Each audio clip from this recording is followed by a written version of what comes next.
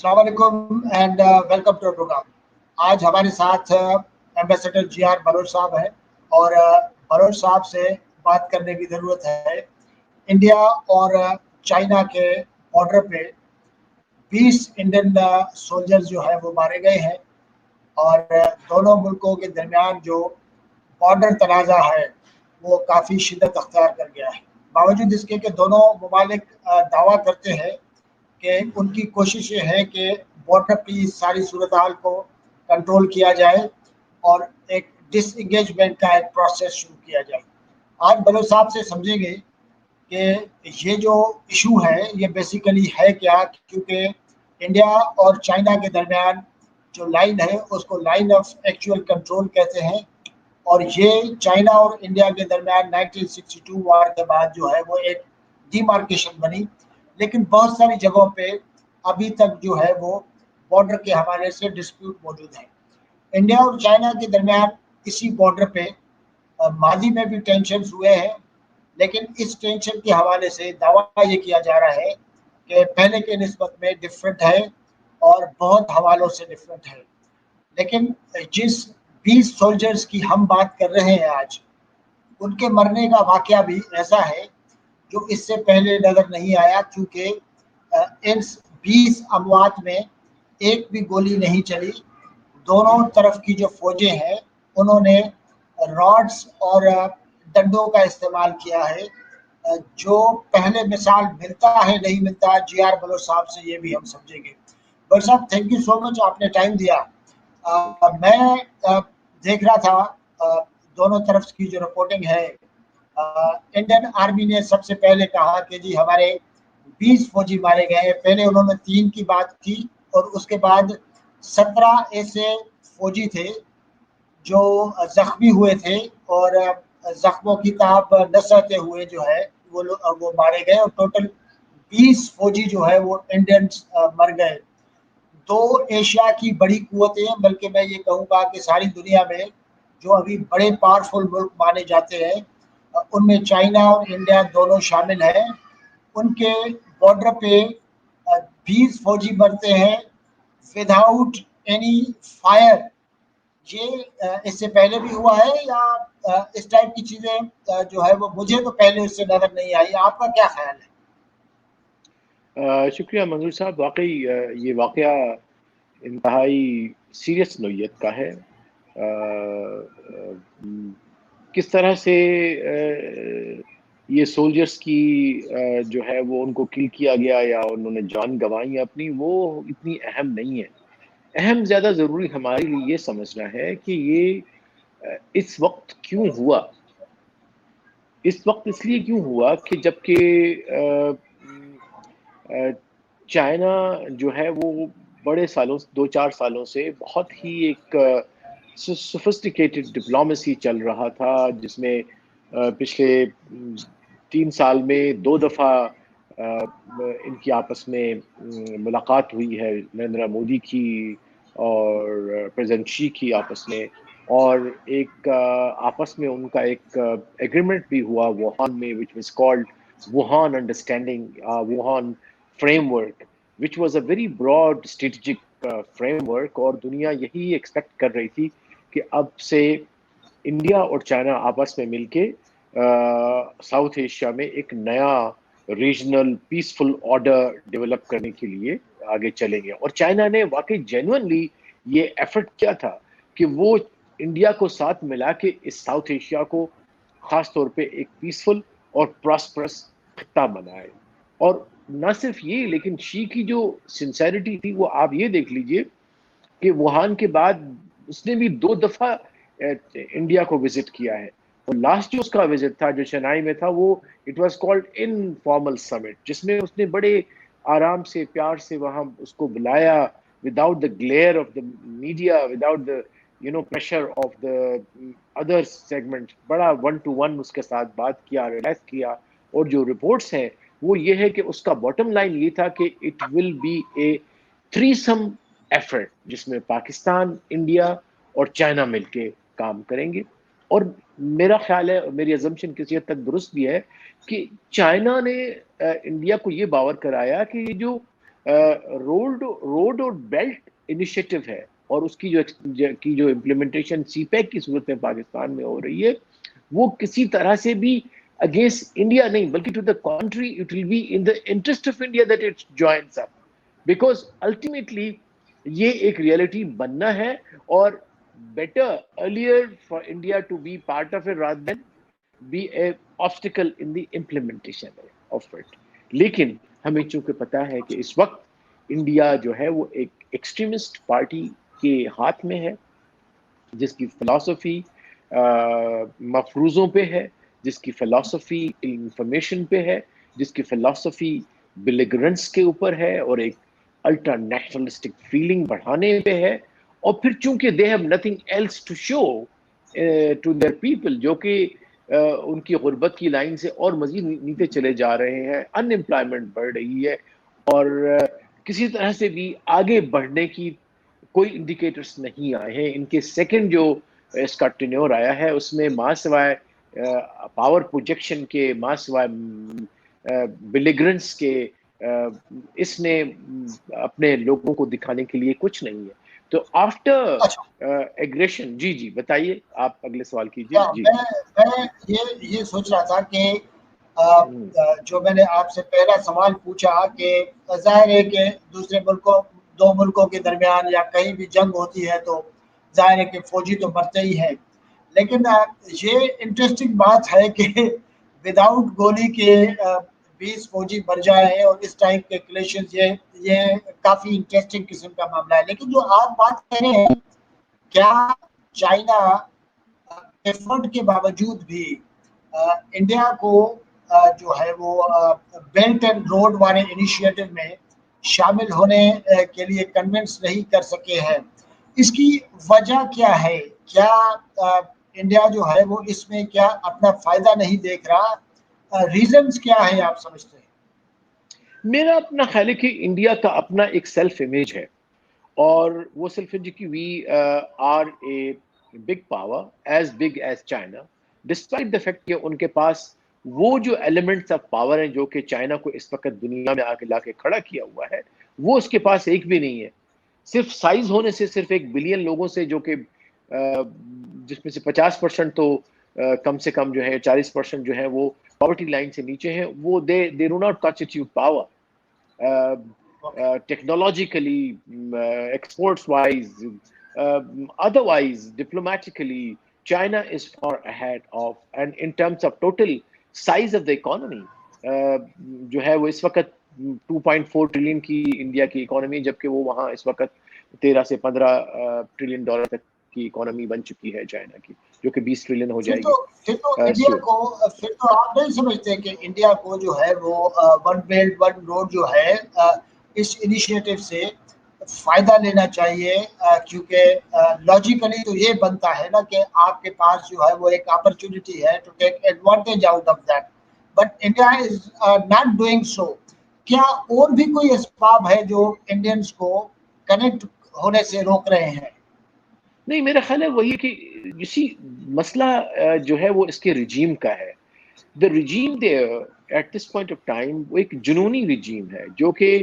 اپنے لوگوں کا عام آدمیوں کی جو اس کا جو کور سپورٹ جو آر ایس ایس کا ہے اس کو چھوڑ کے باقی کے ساتھ اس کا انٹرسٹ نہیں آپ یہ دیکھیے کس فرنٹ پہ وہ نہیں لڑ رہے اپنے لوگوں کو ایلینیٹ کیا ہوا ہے اس نے مسلمانوں کو سپریس کیا ہوا ہے کشمیر میں اس کا اسٹیٹس چینج کیا ہے یونیلیٹرلی پاکستان کی آ کے حملہ کیا ہے so I think they have been taking very big strategic missteps.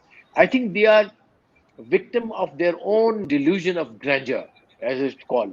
اس وجہ سے میرے خیال ہے ان سے بہت بڑی مس کیلکولیشن ہو رہی ہے اب کون کر رہا ہے روات کر رہا ہے یا وہ اپنا خود مودی کر رہا ہے یا اس کا جو سیکورٹی ایڈوائزر ہے اس وقت وہ کر رہا ہے لیکن دیر از اے کور اراؤنڈ ہم یا وہ شاہ جو ہے وہ کروا رہا ہے اس سے تو آئی تھنک دس ابھی جو سیکنڈ ٹینیور آیا ہے اس کا اس میں مودی کی جو گورنمنٹ ہے they have been taking big I think بڑے مس کیلکولیشن والے اسٹیپ اور اس کے اندر انہوں نے بہت بڑی اسٹریٹجک مسٹیک کیا ہے اگر بی جے پی کی حکومت نہ ہوتی یا ایکسٹریمسٹ انڈیا میں پاور میں نہ ہوتے تو آپ کیا سمجھتے ہیں کہ سچویشن ڈفرینٹ ہوتی؟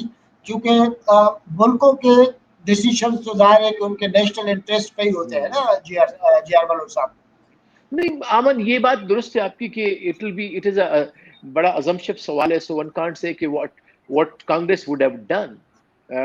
لیکن میرا اپنا خیال ہے کہ کانگریس کا کم از کم ایک سیکولر کمپلیکشن تھا. اس میں مائنورٹیز ٹھیک ہے were not as good as they should be، لیکن بلینڈنٹلی جو ریسسٹ اور یہ جو نیشنلزم اس نے اپنا ہندوتوا والا کیا ہوا ہے وہ کم از کم ان کی فلسفی نہیں ہے. پلس آئی تھنک وہ ایک پرانی پارٹی ہے جو کہ سالوں سے نمبر آزما ہے دنیا کی انٹرنیشنل، اس کی ایک میموری ہے انٹرنیشنل ریلیشنز کو کرنے کی، جو انٹریکشن ود دا ورلڈ. یہ ایک ہاچ پاچ ہے، یہ ایک لوکل پارٹی ہے جس کے اندر مختلف لوکل وہاں پہ ایک سادھو بھی ہیں تو ان کے جوگی بھی ہیں جو کہ which are part of this، اور and they found it very convenient جو ان کا اپنا کارپوریٹ سیکٹر تھا، کیونکہ بیسیکلی عام آدمی جو انڈیا کا ہے اس کا کوئی ریلیونس اس کے ساتھ نہیں ہے. کور جو ہندو ہے اس کے علاوہ انڈین جو پالیسی ہے، انڈین جو ڈاکٹرائن ہے اس وقت، ظاہر ہے کہ ایک نیشنلسٹ گورنمنٹ، اور ساتھ ساتھ انڈیا اس وقت امریکہ کا اسٹریٹجک پارٹنر بھی ہے. کووڈ نے بہت ساری چیزیں چینج کی ہیں، لوگ کہہ رہے ہیں کہ چینجز ہونے والے ہیں، ہوں گے بہت سارے. کیا اس میں اس سارے ایشو میں کیا امریکن رول کو بھی دیکھا جا سکتا ہے؟ میرے خیال ہے مس کیلکولیشن میں یہ ضرور ہوگا کہ اور لگتا ہے کہ India had taken at least a decision, strategic decision, although not declared in real terms, to play along with America in terms of checkmating China's rise as a superpower. اور وہ مجھے لگتا ہے کہ شاید اس کی کیلکولیشن میں ہے کہ وہ اپنا پاور پروجیکشن کر کے ٹورڈس چائنا اپنی وفاداری امریکہ کے ساتھ بتا سکے کہ ہم کر رہے ہیں. So that America, because you see what happened was کہ افغانستان میں انڈیا کو بہت بڑا سیٹ بیک ہوا. It had invested a lot of money and its prestige in Afghanistan. لیکن ابھی جو پروسیس ہو رہا ہے اور الٹیمیٹلی جو ڈسپنسیشن آئے گا افغانستان میں، اس میں انڈیا کا کوئی رول نہیں ہے، بلکہ اور مزید وہ ٹوٹلی آؤٹ ہو چکا ہے اور ہو جائے گا. تو ہو سکتا ہے کہ کوئی انٹرنل سرکل انڈیا کا کہ بھائی let's play on this ground by provoking China, because otherwise I mean it will be totally crazy to be provoking and stoking these mobility جو اس نے وہاں شروع کر دیا. چائنا جو کہ بڑا پیسفل بارڈر رہا ہے پچھلے 45-40 سال میں، کوئی ایک بلٹ کبھی نہیں ہوئی. ٹھیک ہے دیر میں تھوڑی گتم گتا آپس میں ہوئی ہے، but it means they were just patrolling. And also جو آرمی اس کی جو سولجرز تھے they were not fighting soldiers India کی طرف سے. اسی طرح سے میرے خیال ہے وہ پیٹرول ہی تھا ان کی طرف سے بھی، کیونکہ ویپن استعمال نہیں کیے گئے. تو چائنا نے بہت میرے خیال ہے ریسٹرینٹ استعمال کیا ہے. انہوں نے بہت دفعہ بتایا ہے ان کو انڈیا کو، ان کی فلیگ میٹنگز ہوئی ہیں اس کے ساتھ جب یہ اس سے پہلے جو ہوا تھا. لیکن I think India was determined to show its or assert its like a false status as a superpower. لیکن بڑی واضح بات ہو گئی ہے کہ انڈیا اس وقت تک کوئی اسٹیٹمنٹ تک بھی نہیں دے چکا کہ ہوا کیا، کیوں ہوا. انفیکٹ اس لیے راجے اس کے کانگریس لیڈر نے کہا ہے بتائے تو صحیح کیا ہوا. جی مطلب یہ جو جہاں پہ ہوا ہے، ظاہر ہے کہ یہ لداخ والا بارڈر ہے. Isn't it pretty interesting؟ اس کو کیا ہم لوگ کس طرح دیکھیں کہ کشمیر کے سلسلے میں لاسٹ ایئر انڈیا نے اپنے ایک ڈیسیشنز لیے، اس پہ ایک بڑا رد عمل بھی آیا. لداخ اب یونین ٹیریٹری ہے اور جموں اور کشمیر سے اس کو الگ کر دیا گیا ہے. لداخ کے بارڈر پہ یہ ہونا، اس کو کیسے دیکھتے ہیں؟ جی بالکل. آئی تھنک اس کا بہت چائنا کا جو رسپانس ہے it is well calculated based on historical claims and I think it is relevant to what is happening with CPEC. پہلے چائنا نے سوچا کہ یہ انڈیا کو اپنے ساتھ ملا کے چلے, اور for China CPEC is very very vital. They will it is their national vital interest to protect CPEC because it is part of their road and belt initiative جو کہ پوری دنیا کے ساتھ کنیکٹ کرتا ہے. تو اگر اسی سی پیک اور اس کا ایک لحاظ سے اس پورے بیلٹ روڈ کا ایک جاگر نیٹ ہے یا اس کا صحیح شاہ رگ ہے اس کی اگر وہ ختم ہو جائے تو وہ پورا انیشیٹو ول فال فلیٹ. دیکھو یہیں سے ہی گوادر سے ہی پھر آگے جو ان کا اسٹرنگ آف پرلس کی جو انہوں نے بات کی ہے 65 جو ساؤتھ ایشیا سینٹرل ایشیا سے لے کے افریقہ تک جو انہوں نے لوگوں کو قوموں کو ملایا ہے تو وہ ختم ہو جاتا ہے یہاں پہ. So I think they made it very clear to India, most likely in their these previous okay, this is very vital for us. It will be in your interest to cooperate and collaborate rather than confront. Lekin I think India took different term and it objected to even CPEC that it passes through disputed territory. اور plus Ladakh کے اوپر بھی China کی اپنی ایک position رہی ہے. You see the border between India and China has never been a border. So it was actually line of actual control کی بات کر رہے ہیں جو کہ 62 کے بعد ہوا تھا.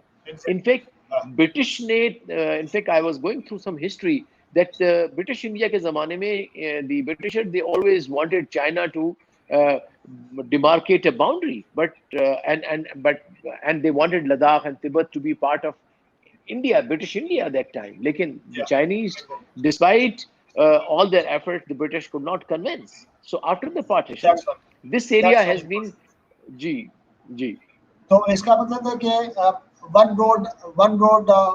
ون بیلٹ والی جو بات ہے اس کو پروٹیکشن فراہم کرنے کا بھی ایک ایسپیکٹ ہے جس کو ہم اس کنفلکٹ میں دیکھ سکتے ہیں. سی پیک کا بھی ظاہر ہے کہ یہی روٹ ہے. تو یہ جو کنفلکٹ ہے اس کا ایک پہلو ہم یہ بھی سمجھیں کہ اس روٹ کو اس ایریا کو پروٹیکٹ بھی کرنا ہے. ظاہر ہے کہ اگر انڈیا شامل نہیں ہوتا تو ایک ایڈویزن سائٹ تو رہے گا, اس کو بھی روکنا ضروری تھا. بالکل صحیح ہے, کیونکہ جہاں پہ یہ کانفلکٹ ہوا ہے یہ ایریا تقریباً 8 کلومیٹر یا 15 کلومیٹر اوے ہے فرام کوراکرم ہائی وے اور وہ جو سی پیک کو ملاتا ہے. تو اگر وہاں پہ واقعی انڈیا جس طرح وہ اپنا ایک پورا بریگیڈ وہاں پہ لایا تھا and it was building a road and it was trying to fortify most likely with the intention which I think Chinese very correctly calculated कि India will not allow this route to be because it will militarily dominate it. So in order to preempt such a dominance of the route, I think they went ahead. First of all, they tried to talk to India کہ بھائی یہ آپ اس سے ہٹ جاؤ, cooperate with us, let's do it. لیکن جب نہیں مانے تو I think Chinese leadership must have calculated کہ the only way is to create a factual position جہاں پہ وہ ان کے ساتھ بارگین کر سکے. اب تو یہ بات بھی سنائی دے رہی ہے کہ China probably would ask when they sit on the table, which I think India will have no option but to sit on the table, and will probably concede more than which they would have done earlier.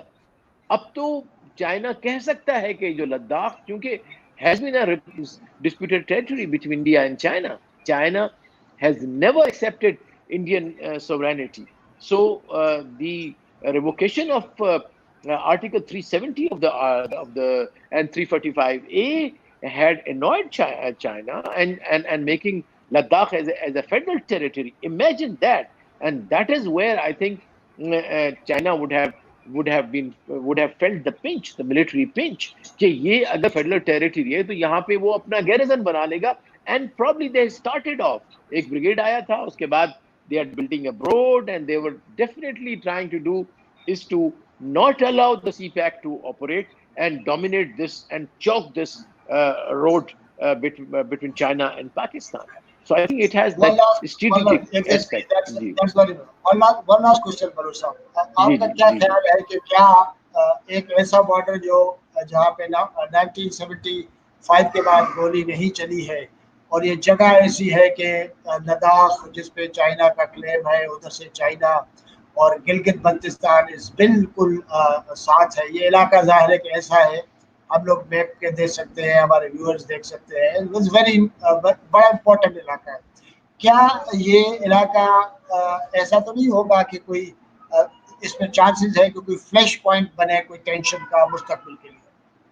نہیں دیکھو، flash point تو already بن گیا شیخ صاحب. اس میں یہ کہنے کی بات تو، کیونکہ بائی انڈیا نے جو ہے وہ چائنا کی وارننگ کو ڈسمس کیا اور اپنا ایک فیکچوئل سچویشن کریٹ کرنے کی کوشش کی، جو کہ چائنا نے اس کو نیوٹرلائز کر دیا.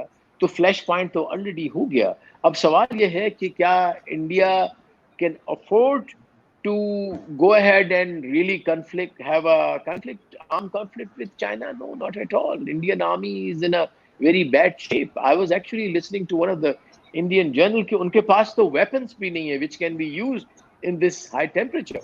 You require in this mountainous area ہے، بڑا مشکل ایریا ہے. They do not have wherewithal. اور اس وقت تقریباً 2 لاکھ سے زیادہ یا 2 لاکھ آرمی جو ہے چائنا کی وہ تبت میں بیٹھی ہوئی ہے، اور تبت سے آنا اتنا مشکل نہیں ہے ان کے لیے. So I think there is a whole disparity in terms of military balance between India and China. And India will probably should not, if it has some senses. If they are totally out of their senses and they are on the streak of self-destruction, one can't say anything. But then I think that should be end of any hopes of India progressing, getting any status in the UNR in the world, and rather it will go back many years if really cannot settle this dispute peacefully with China. I think India will probably, indication یہ آ رہے ہیں کہ India will talk to China and will try to settle the dispute, but on Chinese terms, not on its own terms. That's very important. Thank you so much, Baloch صاحب. آپ نے اپنا analysis share کیا، اور ہوپ فلی ناظرین next programmes میں ہم لوگ کوشش کریں گے کہ اس سارے کنفلکٹ کا پاکستان کے اوپر کیا اثر ہے، اور انڈیا اور پاکستان کے درمیان بھی ظاہر ہے کہ ایشو رہے ہیں ان سارے دنوں میں، ان پہ بھی بات کرنے کی ضرورت ہے. نیکسٹ پروگرامس میں ان پہ بھی فوکس کریں گے. تھینک یو بلوچ صاحب، thank you so much. Thank you جی، السلام علیکم.